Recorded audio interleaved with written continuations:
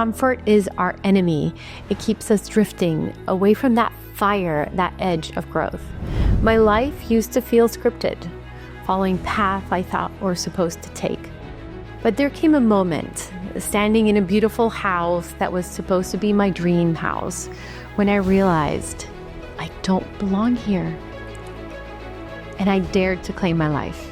So I left the familiar behind, to a forest, a place where my heart said yes, even though my mind was full of questions. I didn't know what I was doing, but the unknown felt safer than what I knew. And in that leap, everything transformed. I created a retreat center, a sanctuary where people can reconnect with themselves, with nature, rediscover their courage, and reclaim their authenticity. Because here's the truth. Growth happens at that edge. And I believe that an authentic life requires us to step into the unknown, to trust the process, and dare to live fully. Welcome, Mena. Thank you for being here. Excited for our conversation. For listeners to know what this podcast is about, it's going to be about authenticity. It's about finding yourself, about listening to your inner voice and anything around that. So Mena has this beautiful transformational story of her own that she's about to share with us. And please share just a few words, Mena, just to say hi to the listeners. And before we start deep diving into your story. Oh, beautiful. So we've actually started. That's right. Yeah, that's rolling now. Yeah. Beautiful. So I landed in Argentina to a beautiful family, and I eventually married somebody who helped me leave the country and head to the States to learn, go to do an MBA in Chicago where my dad had studied, and went to London and ended up being very unhappy. Yeah. And after that, I got divorced.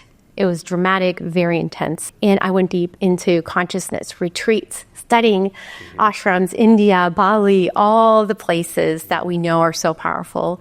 And still, I wasn't happy. There were still toxic environments, situations, not being able to be myself. I wanted out. Yeah. So life gifted me the opportunity to leave. I chose to stay. So I committed to make bold decisions, to really say, I'm going to live the life that my soul came for.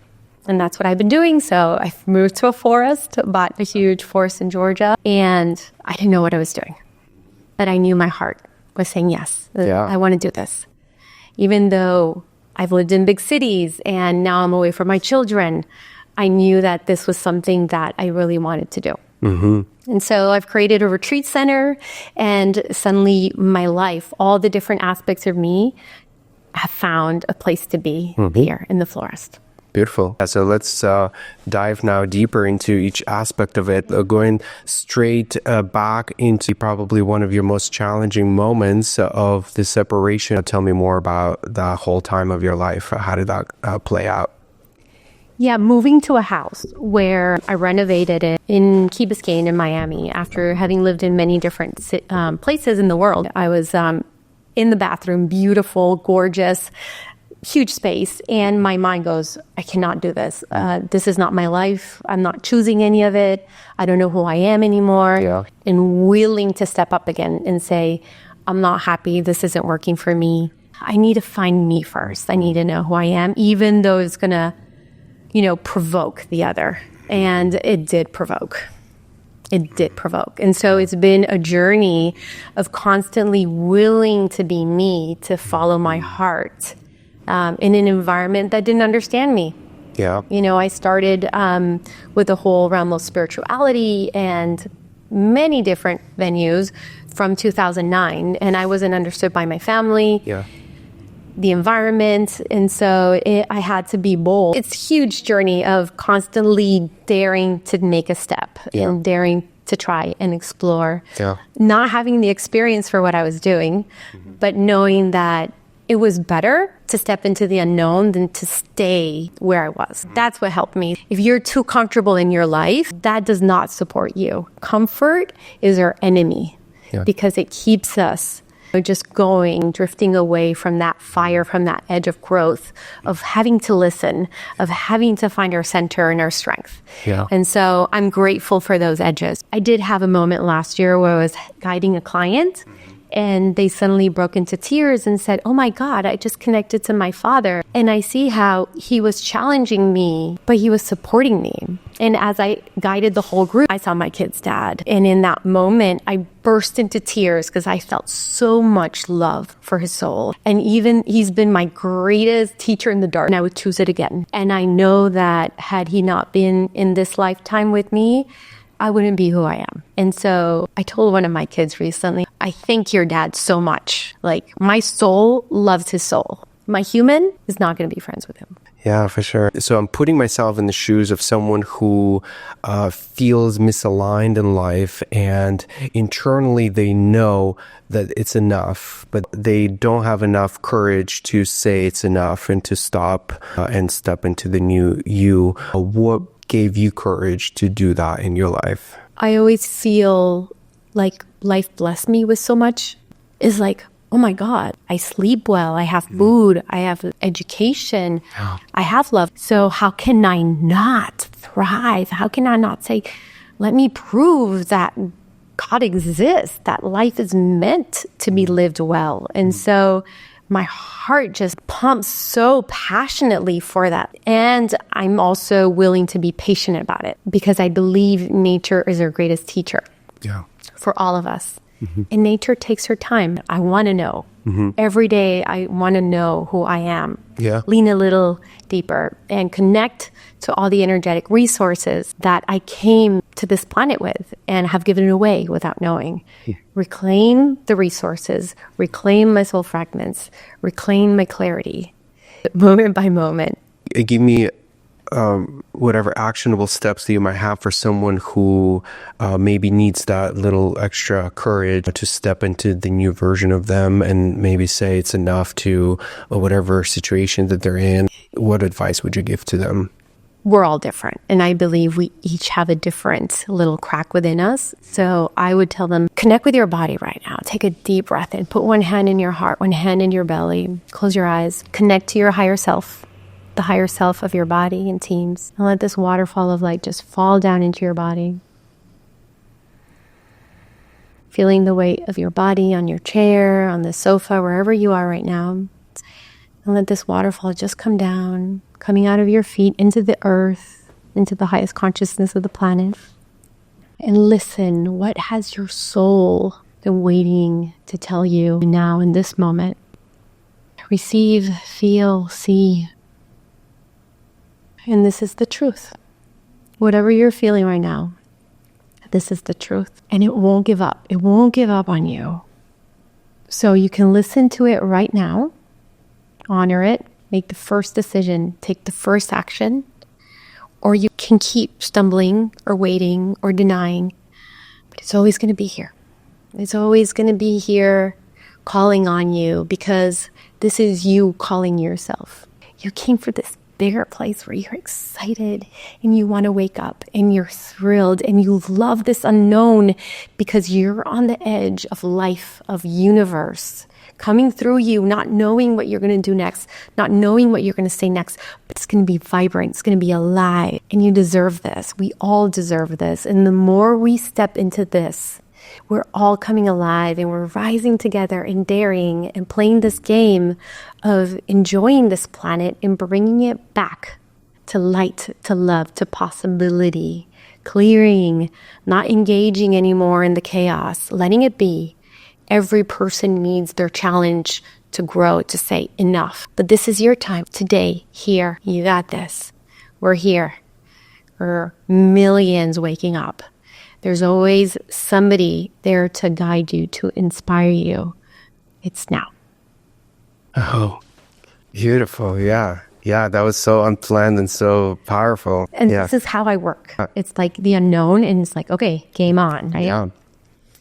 And it's not scripted. It's not from the mind. It's a feeling. And then it felt different. There was weight, and and joy and vibrancy in the words. And so thank you for the prompts, because I just love that. Yeah, ignited some part of you. It almost felt like it was just coming through you. They were not your words. You were just a vessel for the message to come through. Thank you. And so that's what I say. Dare to be in that unknown. And that's how we can live as a channel. Beautiful. So going back to your story, in that early stage, what else would be useful for the listeners to know about your transformation that they could relate and find some nuggets of wisdom in there?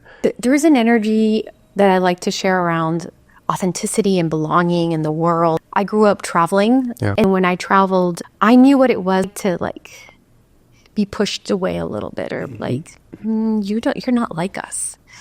And so I've always had this desire in my heart to nurture, to welcome wherever I lived in the world. I was an expat, but I loved welcoming. And it's interesting how now I have a retreat center where I love welcoming. And I like for people to feel at home, that they can let their guard down, that we're human, we're carrying distortions from the consciousness in the planet in this now. Let me not be ashamed, because shame will cover, and shame will keep me hiding and not talking about things. But once I'm like, oh, this is here, I've been doing this, now there's light. Now I can see. The moment there's awareness on something, it changes. I definitely want to go into directions of all of your explorations that happen after you stepping into claiming your authentic self. We need courage to be authentic, because when we're in groups that they feel they need a common denominator of clothes, or what you do, or how you show up, or what you drink or don't drink, or what exercise you do, when you honor that voice of what you want and then don't fit in with those common habits or beliefs of a group, you have the courage to be on your own. And so there can be a cringe of not belonging. And I think this is where the chasm is, the bridge that we're crossing into. No. This is about, I get to belong in my heart. And now if belonging in community happens around, you belong in your heart, I want you to be authentic. And I get to be authentic. And by us being different, we're richer. We're going to thrive more, because where you're really good at something and I'm not, I'm going to compliment you in something else. By you thinking different, there's going to be critical thinking here. I'm not going to stagnate in the same belief, same conversations. And so there's a space where you get to be up by your own, or working with different groups, connecting to the angle that you do. It's like, oh, I can work out with these people. I can do this breath work with these people. I can share with my family in this way with the kids. And then bit by bit, the belonging in the heart just becomes such a flame of authenticity and playfulness and joy and passion, that now we're inviting everybody to let popcorn into their passion, into their authenticity. And now we're all belonging in authenticity. Maybe we can go into, I know that loneliness is an epidemic in the world, not just in America, but specifically in America, especially in America. Being lonely and being alone or in solitude, they could mean very different things. And belonging, feeling that you belong here and now in your body, being by yourself is very different than feeling lonely because you feel like you have to be somewhere else. Your center's so shifted. So some practical, tactical things that you might share with people to don't feel alone or don't feel lonely, things like that. I think lonely is such a game to play, right? Like a detective, like, oh, where's my heart cringing? Like, where does it hurt? And like, oh, I wish I had this, or I wish I had this, or I had that. And then for me, it's an invitation to let me feel that with myself. Am I missing a best friend? Let me be my best friend, right? Let me put a playlist. Let me like get dressed and like, oh my God, you look so cute, And if you're missing a partner, is like, hold yourself more, like. Prepare your latte, make a little heart on it, and romanticize, and open your bed with love, put a little flower. And so the invitation is like, okay, that's something I want. I want to experience in this dimension. Great. Cool. Now, yearning for it is not going to bring it. Let me see that little space in my soul and my heart that has a wound around it. Let me love it. Let me feel it. Yeah. Right? And so the more you're feeling it, the more now it vibrates. Like, oh my God, I'm so supported and loved. Even a bike ride, you can like support yourself. Let me put air on the tires. Let me put the water bottle with electrolytes. Let me get your helmet. You're safe. Yeah. Right? And then you can even feel that masculine supporting. Yeah. And then you're riding your bike and all relaxed, like putting music, and you feel supported. Like I was taken care of. Yeah. So it's this inner game of really getting you got you. You got you. Right? And people come. Like everything is temporary. Yeah. Right? At the end, there's always the people. There's always the gatherings. There's always the party. Everything is temporary. So how can I make the most of this alone time? So you can always imagine you're busy every night. Imagine you never have alone time. Yeah. Do the contrast now. What would you do now? Well, I wish I could read this book. I wish I could do this. Nobody else wants to do it. Let me develop the skill now. And so contrast is the teacher. And it provokes us to, I wish I had this. So play those games. Yeah. And I think it'll be really helpful. Yeah. Once we vibrate, then we're going to call in the people that don't need us, but we get to dance and share together instead of need, right? And that then clinging. Yeah. And if they're clinging, then we might lose our freedom because with the moment we're like, thank you, that was beautiful. Now they want more. And so now we're not free because we weren't free when we attracted that person. Yeah, I think there's a topic of like self-love. Everything you talked about is like cultivating that self-love in yourself. Do you have maybe insights around, I'm sure there are a lot of people, they're looking at themselves in the mirror and they feel very uncomfortable. They don't know how to love themselves. And that's where the loneliness probably comes from. They are uncomfortable within themselves. Like any insights for those types of people? Yeah. So they say playing like rewires our brains so quickly, right? So, okay, let's play. So let me play that image in the mirror is like the jackpot. It's like the gem, right? It's the genie. Like that image in the mirror is the genie, is the key to everything, all your dreams, all your desires. Let's play. You're going to love it. Oh my God. Hi. I love you. You know what? We're going to be together for infinity. That's a long time. So you know what? Let's just have fun from this moment. Let's have fun now and play. Whatever comes out, we're not going to judge it. We're just going to learn. Yeah. If it doesn't work out, something we don't like, we do it better. We change. We learn it. But you and me, we're in this. If we don't like something, we're like, oh, interesting. Oh, I don't like this. Okay, let's massage it. Let's love it a little more. You know what? It's okay. You're beautiful. You shine so bright. Yeah. You're so loving. Who cares about the hair? Who cares about this? We can struggle and hate, and I hate that, and I hate this, and why? I don't have that over there. We can play that game. I don't want to play it anymore. I don't. So let me love myself. Let me do. It's like sometimes better in shape, sometimes not. Sometimes more attentive to something, sometimes less. But it's just because what you're choosing. How much are you taking care of things, or right? But that just decide. It's a decision. Decide that this is your game of life. This is what was given to you, and it's precious. And the more we love it, the more we're loved like this by infinite, by the universe, right? But we're saying, I don't really deserve it, or I don't like this too much. We're not receiving it all. So it's like, you know what? Hallelujah. Love me. Right? Just play. And then I know it's hard at first because we are wired because of our environment. So if we're surrounded by people who taught us to hate ourselves because that's what they learned, it's going to be difficult. And so bit by bit, Go to spaces that are going to love you. Go to yoga studios like, hey, welcome.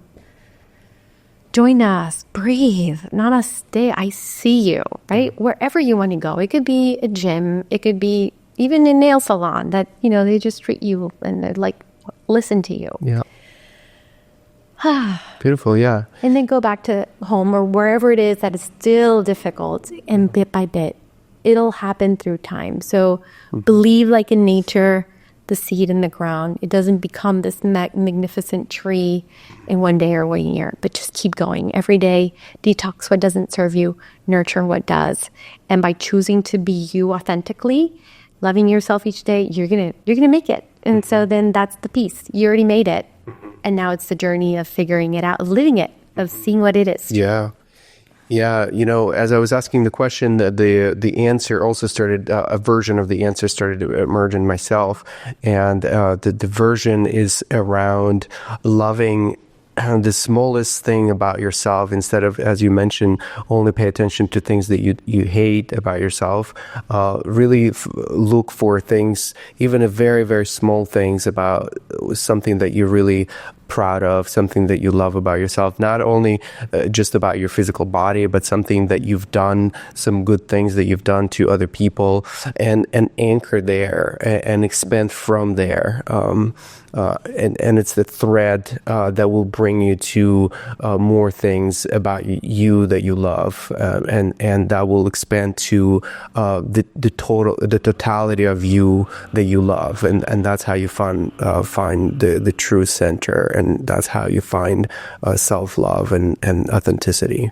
Beautiful. Mm-hmm. Yeah, that reminded me. I fell playing paddle and I have a bruise, and now I love it. I'm like, good for you, playing. Showing up and playing. But I think the greatest anchor is anchoring to our higher self, that wise part of us, wise part of our body, and our guides. Whatever created us, connect to that part. Whatever we're connected to and what created us, that's the greatest anchor. And then have little messages, like you say, that what is like, oh, I love my hands. They're so loving and take care, and okay. And then that brings you back into home. Yeah. So beautiful. Yeah. I mean, gratitude exercise is such a powerful one. Everyone talks about it, and maybe that might not be as helpful when you hear it all over the place and you kind of disregard it, but it actually is a very powerful practice. I can contest to that. That's a practice that I've incorporated into my life maybe about, 7-10 years ago. And it's been a powerful practice of really loving my life, starting with small little things. Like, what are you grateful for today? It could be as simple as this beautiful flower in front of me. I love it, or my dogs, or my partner, or something like that. And then that really expands into, you start seeing beauty everywhere. So that I would highly recommend everyone, if you don't have a practice like that, I would highly recommend, it's just a few seconds a day. You can start from just a few moments a day where you start recognizing beauty, you start recognizing what you're grateful for, and that will expand into more. Like, you will start seeing it everywhere. Yeah. And the power of accountability, of having family or teams, or even at work, having this capacity to support each other and to have moments of gratitude, or even start meetings with appreciation, right? Thanking people for whatever has been working, or how they've been supporting you. I see that, in the work I'm doing right now at the Florist, is I'm so passionate about supporting teams right now. Yeah. Because they're working together all their time. Yeah. They're busy. Now they're impacting their clients, and they go home and they impact their families too. Yeah. And so this beauty of being in gratitude together, being in awareness together, of learning that we are humans and we get to see and open up and unravel. Mm-hmm. I'm really passionate about that. And the power of together, of growing, of mirroring, is very beautiful in that sense of respecting each other's spaces. And I think that's key, right? Because in the old paradigm where there was ego, you're afraid to show somebody because they're going to take advantage of your humanity. But now we're moving to a world of beauty, of understanding that we all have things we're working on, and to be able to open up and have this shared humanity, right? This human future. Yeah. Right? Yeah. Of just knowing we can open up and share our struggles. Like, yeah, we all do. Even if you see somebody being happy and having journeyed, things always show up. We're always having feelings and going through situations of challenge.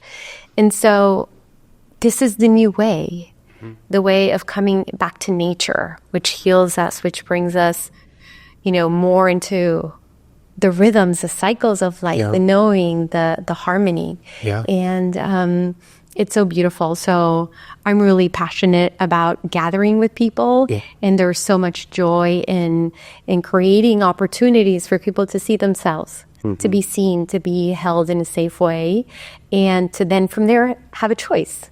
Okay, what can I do from here? And together with all of us being authentic, we're all a piece of the diamond, a piece of the hive, right? There are going to be stings, there's going to be honey. Right? So let's minimize the stings and let's get more honey for all of us. Yeah, beautiful. Maybe share more about your center that you've built. You've poured so much love and effort and resources into building it out and creating a container in which healing happens. So tell me more about that. Thank you. The Florist is an amazing property that happened by chance. Let's say magic. It was during a hurricane. I had 2 investment properties, wanted to diversify, and it was the only property I ever went to look at. So that's pretty cool, right? It's the only property. And it had 2 domes that for me represented the masculine and feminine coming together in balance. And I had recently changed my name to Mena, the balance of masculine and feminine. And the woods and the creeks running through it. And it was just a yes in my heart. So there are a lot of things that happened along the way. But the truth is, I didn't have a clear vision. I just knew in my heart it was a yes. And I was willing to go through the development, clearing 8 containers full of debris. Wow. At one point in my life, seeing the soul of people was a problem because that's not how they were showing up. But with the property, I saw the soul of it and what it could be. And so I was able to clear it. It was on me to clear it and clean it up and build it up. And imported dome from Poland and just created a space which was the minimum viable to hold retreats. Yeah. And to be connected to nature and respect nature and get the permitting and log it because it was too thick. And so at every moment, learning something new, collaborating with other people, and keeping it in a harmonious way, like always harmonious, always following my heart. And and just blessed with beautiful experiences that allowed me to keep going, experiences that made me learn. Yeah. And so I was like, okay, what can I do now so that then this doesn't repeat? Yeah, describe it's already probably happening, but the ideal case scenario future for the center. I love this question. Thank you. Because what has happened is all the different aspects of my life have now, they're breathing at the property. So kind of I isolated myself in the woods. And now everything that, is true for my heart is coming to life. So background in business. So now being able to lead teams, corporates, bring them together to rest, to move away from the stale corporate rooms and stale food, bring them to a space of harmony, of aliveness, of real connection. So that I'm very excited about. Being able to rent the space out to wellness leaders, really knowing what it takes to reinvent yourself and to be leading. And so really encouraging them and creating a space that is safe, no glass ceiling, they can rise. Yeah. As high as they want, supported. Being able to lead retreats and transformations and create events, invite friends and family, be so connected to nature. And now I've also made the first step with Food Forest Abundance to have a food forest at the property. So bit by bit, organic, moving in that direction. And so now I see my life, all the different aspects coming together in one space. Yeah. Beyond what I could have imagined. And so this is the gift of trusting, of following, of daring to have patience, keep going. And whenever there was an obstacle, ask, how is this a gift? What can I do now? Yeah. How is this a gift? I'm choosing to be one with universe. I'm an ally. So it can't be against me because I volunteer to support God, universe, right? So we're on the same team. Yeah. How is this helping my personality, calming ego? How is this activating my light? Yeah. How is this detouring me from a problem? Right? Giving me more patience, waiting for the right time. And so all these questions. And then that's how I feel excited when a challenge comes on now. And I'm like, I'm going to make the most of this. And so how are we playing the game? Right? There are going to be stings. Minimize them. Right? Move out of the way. Don't resist. Don't put the hand. No. It's like, okay, how are you going to help me now? How am I going to learn to dance and avoid or move here for a little bit? Right. And then get the honey that helps everybody. Where's the honey for everybody? Through our own joy. I love that. Yeah, there's this related idea that I kind of stumbled in my own internal exploration that's relevant to step away or not resist. You know, there's this very popular culture in America is to grind through life, be very strong and just power it through and grind through life. But I think there's an assumption when you're grinding through life, there's an assumption that the medium through which you navigate reality is dense, it's like a rock, and you have to grind through it. That's beautiful. You know, it's another paradigm then we're playing with, right? Totally. Where we're going back in. This is perfect. And then once we believe that our inner world is more real than the outer loses its density, that reality, the harshness and weight of it. And now things can merge and move and transform. And it also doesn't necessarily mean that now that you have this new realization that that everywhere you go, the whole reality becomes soft. That just means that the whole reality doesn't all have to be a grind.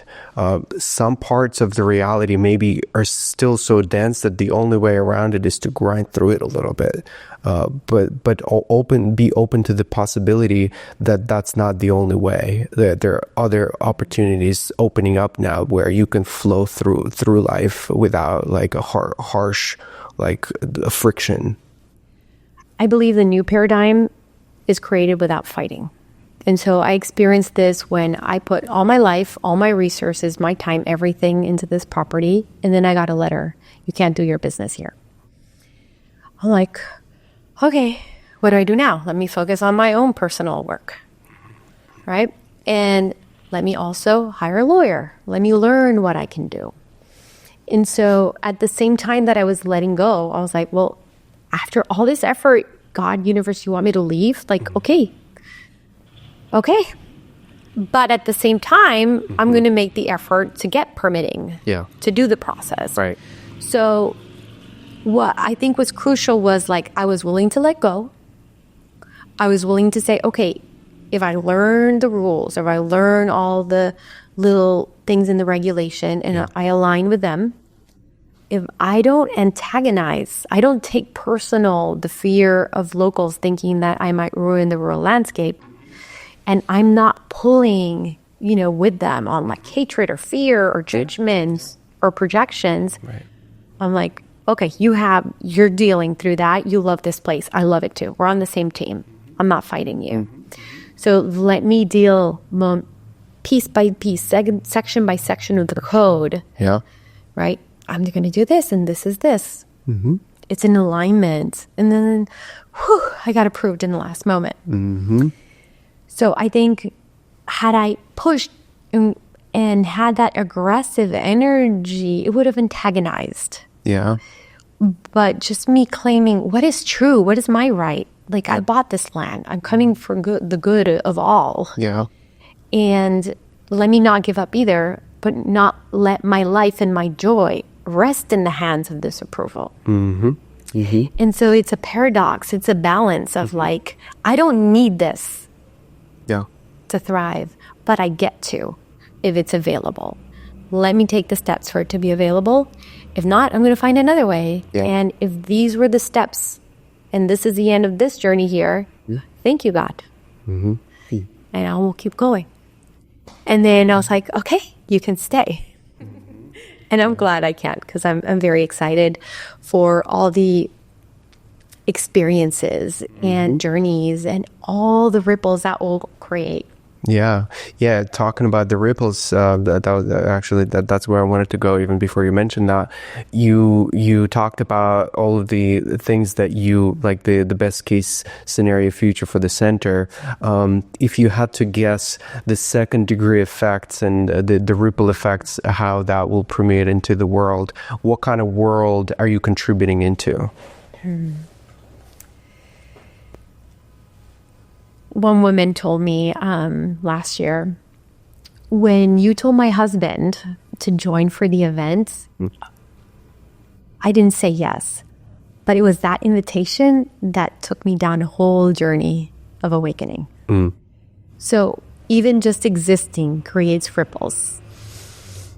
So for all of you listening, even if you didn't talk to somebody, they just heard of you through somebody else. We're already creating ripples. Yes. So it's just, you can rest in that peace that you are already creating impact through your heart, through your presence, through your breath here in this planet, right? So I believe that what the Florist is doing and what I'm doing with all the team is we're allowing teams to open up, to flow, to receive years of work, of energy work in a safe space that is just going to show them the energy work and allow their souls to receive to the degree they want in a centered way. Not in extreme, just present, honoring where they are. And many times when it's not forced or like, you need this, it's imposed, it just allows an opening and an awareness. It goes so much deeper. And by keeping it center stage, they'll be able to take things that are simple and digestible to their families, to their clients. And it's just going to trickle so much quicker within businesses. Yeah. And businesses have the resources. They work together. Their products go into the world to their clients. And so I think it's such a beautiful way of bringing intention, awareness, purpose. How are the people who work for the production, the clients, everything along the chain of supply, to the intention, to the planet and the resources, what's happening? What are the resources? What are we doing? Is this sustainable? Is this kind?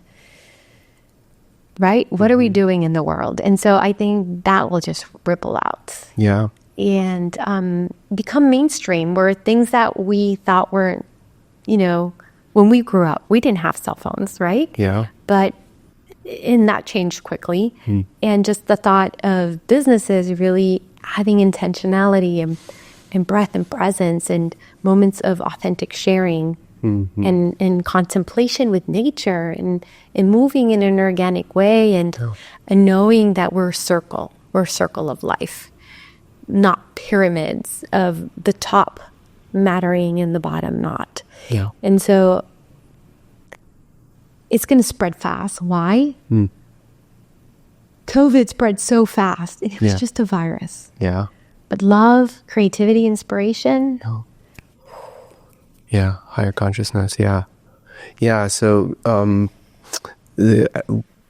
also the thread that as you were talking about it, I hear higher consciousness for everyone, every participant of the happening called life becomes more aware of their actions, and they become more aligned with the the natural flow of life, and you're not resisting, you're just contributing to it, and so everyone thrives. And part of the effort of me using media and technology is towards the same goal, is to promote higher consciousness, so everyone contributes into this movement. So, media and technology is a megaphone, an amplifier of the intent. And I promote the idea of conscious use of technology and media because it's a powerful amplifier of whatever energy you have. And we've seen how unconscious behavior could result in damaging influence on the earth. I mean, all kinds of the whole social media there's a lot of unconscious behavior that we have to go through that process. But on the other side of that challenge lies the future in which we consciously every decision that we make, or every important decision that we make, we bring a lot of awareness, a lot of intentionality into it, and not be afraid of the tools like technology and media to use them to amplify it. And instead of say, oh, we've done, technology did not serve humanity. We've done this whole social media thing, all of these tools. No, it didn't really serve us. I don't think that's the right approach. I think the right approach is we should utilize these powerful tools, AI in particular, and really project our intentions and use that as an amplifier to change the world. And that was our conversation, right? Earlier today, we were talking about how to automate and how to use ChatGPT, and it's so powerful. Mm-hmm. It saves time, it brings clarity, it organizes. I have this phrase that I say, UI before AI, universal intelligence before AI. So let's anchor in our bodies. Let's get clear about what we're doing and why we're doing it. Yeah. Now that we're grounded in that, now let's use it. Mm-hmm. And so I agree with you 100%. Mm-hmm. And you said it kind of in those terms, but that was the phrase that always, goes in my mind. UI before AI. Mm-hmm. And I've heard somebody recently say AI as ancient intelligence, right? Mm-hmm. Also, like the UI, the intelligence of everything, our humanity, the future of humanity is based on us connecting to what we are and staying true to our hearts, to our values. What's been resonating a lot for me is to create a human culture. So let's say we start this intergalactic communication diplomacy. Yeah. Right? One way to do it is like what happened with the indigenous people. They were trying to side with the white people so that they would be the winners and they would support to then beat other indigenous people, right? But what if we're one united front? We're one human race, right? This is how we eat. This is how we connect. This is how we eat. This is like one united front. Mm-hmm. And then now we're safe. And how do we want to present ourselves to the world? Mm-hmm. And it keeps coming into my mind, the dancing, the singing, the eating together. So many, if we look at all these different traditions and religions and things, what can we bring together and practice that and see how we're so connected and that we all belong in this. Yeah. Have you spent any time thinking about future of cities? And I mean, you're building a center. It's like a mini little hub, test ground for new types of communities, new types of worlds to emerge. How do you see the future of humans? Are we still occupying large cities with big buildings? It's potentially a more, I don't know. Yeah, how do you see the future? Yeah. Well, I see a transition where they're coming out to a space where they can experience a safe space of connection, of being together, of feeling more the humanity, right? Coming and then going back to their homes and then coming back to recharge and go back. So just the learning, oh, wow, there's this way. It has to be subtle because when we're so wired, our brain, our nervous system is so wired for the dopamine hit and the stress and that it's too boring for people to live out in nature. You have to have a vibrant inner world and be at peace with peace to enjoy the peace, right? Sometimes I do reels of just nature and water. It's not going viral. Why? That's not what humanity is used to. And so we need transitions of like, oh, that felt so good. And then more and more. I was talking recently to a group that they're doing neighborhood farms. So they want to bring more farms into the neighborhoods where people are gathering. They can live in cities and they have communal gardens where they're learning about the soil, gardening together, supporting. It's very difficult for quick transition into land. It's a lot of work. Right. We don't know. Like, I don't have the know-how for a garden right now. We need community. We need people who know. And so I see that as the next step. Okay, we go to nature. Okay, I want it more often now. How can we have gardens and more parks that we're going out to be in? And it's a gradual transition. There's a lot of barren land. I see a lot of movement of people moving to lands. And I don't know how easy it is for groups of people who have different moments in life to sustain through time. The communities like the Wild Wild West, like Osho's community, went crazy, right? Yeah. So I believe there has to be a mobility. Like, I see it as like, you have your hive. You're at the middle of your hive. You choose your people. And it's dynamic. And I have my hive and it moves. But if we're putting, let's say, 10 families for a decade, they're going to change. There's a moment. So what's very important is contracts and clarity, intentionality, and exit strategies. Because like the way I like working with people is collaboration. Had I started with founders that then had a different vision and I had my own unique vision, we'd be clashing. The energetics of the property wouldn't be as clean as it is because there'd be an inner struggle. And so for me, in the community sense, there has to be somebody who's foundational, in alignment, and then people have exit strategies, testing periods, exit strategies. Because the world of all together, all love, it doesn't work like that. We all have different moments of magnetizing through distortion or magnetizing through needs or manipulators or people pleasers. And so we need to clear that out and become sovereign beings where we're complete and full within ourselves. And we collaborate on shared intention, everybody collaborating on their angle of expertise, completing projects, now revising what worked, what didn't, and revise contracts to honor the now.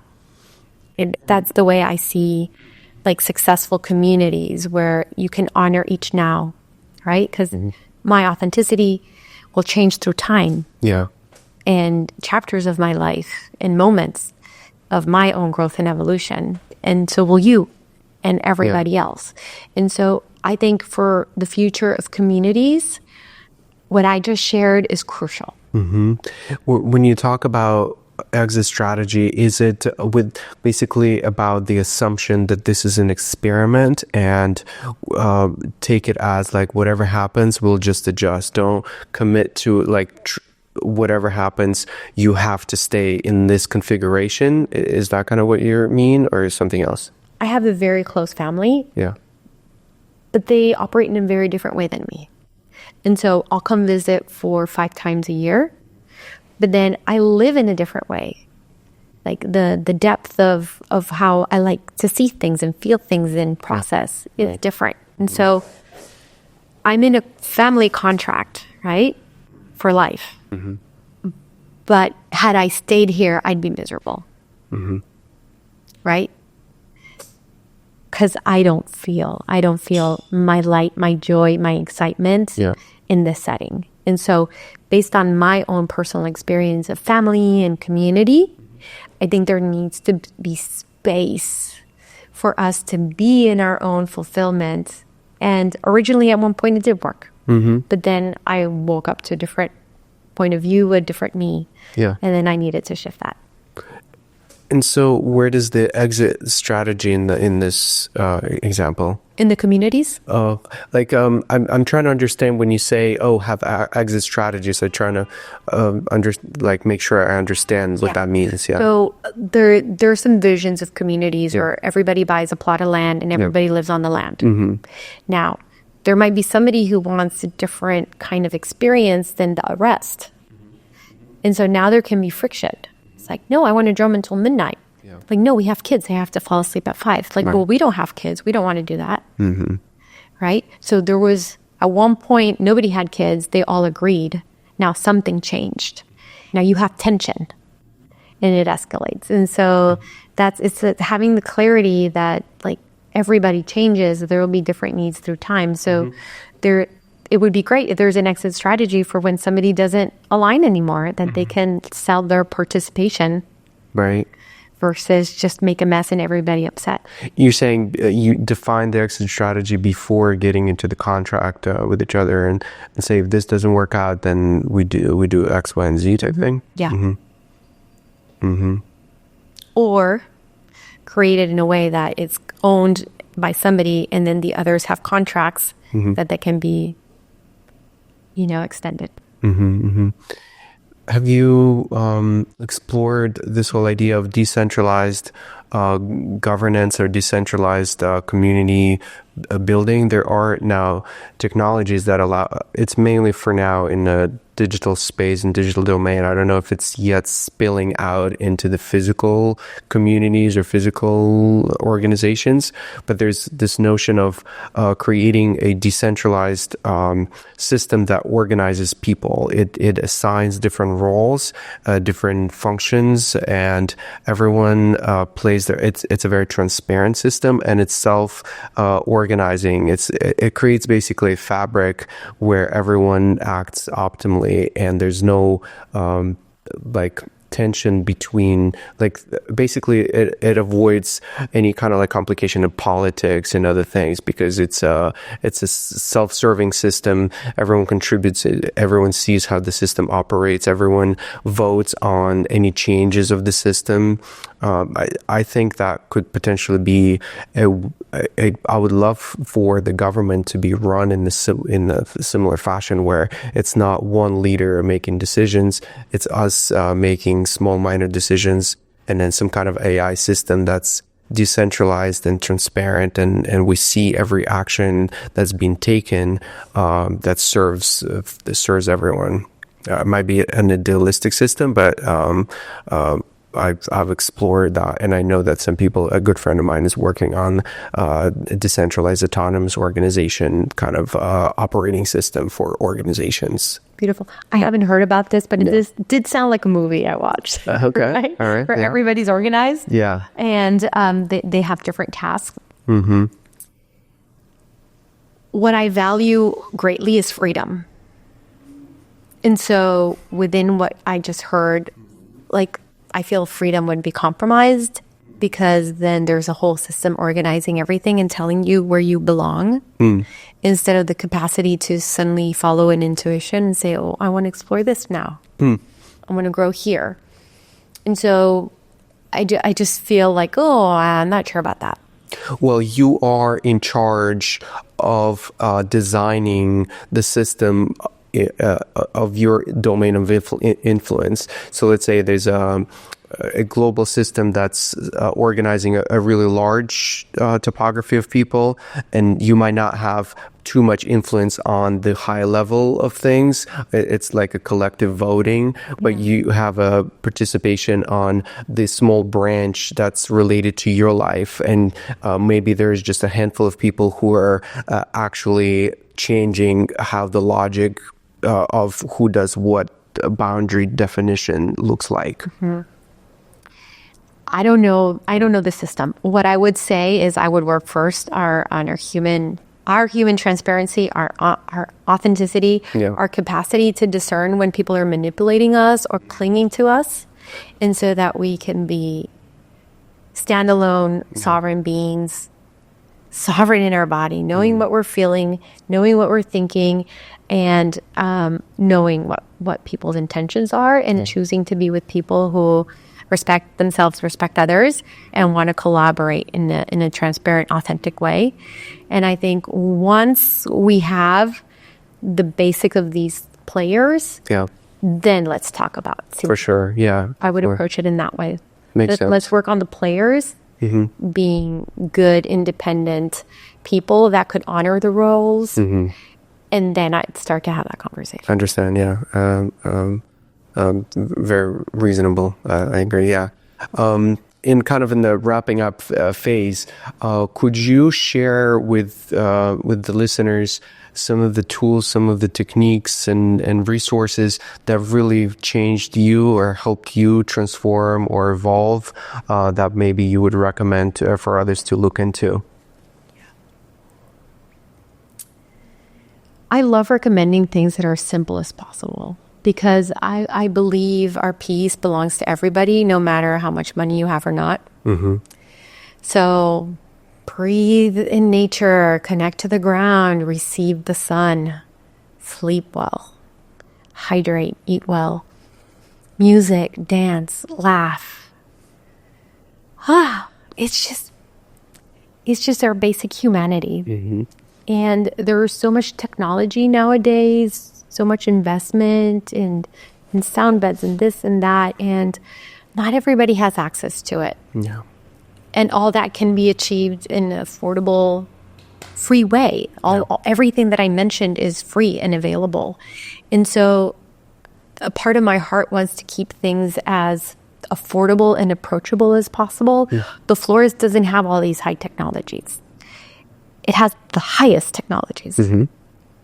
The sun, the earth, the water, the intentionality, the domes, the sacred geometry, the peace, right? And so everybody has access to it, and just know that you have it, and then pray that you have it. And just praying is in knowing that you have it, and then let it show up. Like today, we were out there looking for a mailbox, couldn't find it anywhere. And what happened? Tell the audience. What happened. The car, the mail car was just passing right in front of us. Like, that lady just opened the door and like, here, this is the letter. Right? Yeah. And so it'll come to us. Like, how often did that ever happen in your life that you're looking to drop an envelope? We look for the little blue box. Yeah. And the car drives up to us. That's right. And it stops at the light for us to hand it. So this is the kind of life we're choosing to live in. One that we're claiming within us what we know is true, and unwinding the neural pathways, unwinding the stress in our bodies. Consistent. Remove what doesn't work. Nurture what does. And that's it. You've won the game. You keep going, you won. So you can have peace now. Beautiful. Any resources, links, names that you want people to point people to how to find you, anything like that? Yeah, beautiful. Yeah. So the Florist is theflorist.com, which is spelled F. So I'm going to start again. Yeah. So the Florist is theflorist.com, TheFlorrest. So it's a forest with a lot of roar in it and flow. Yeah. And you can find us there, also on Instagram. Perfect. Beautiful. Thank you. This is amazing. Thank you so much, Kirill. Yeah, thank you. Also, the listeners, for whoever is still around, to have the patience to sit all the way through the episode. I hope you enjoyed the conversation as much as we did. And I'll see you in the next one. Yeah, so happy to be here. Thank you, Kirill. Thank you. All right.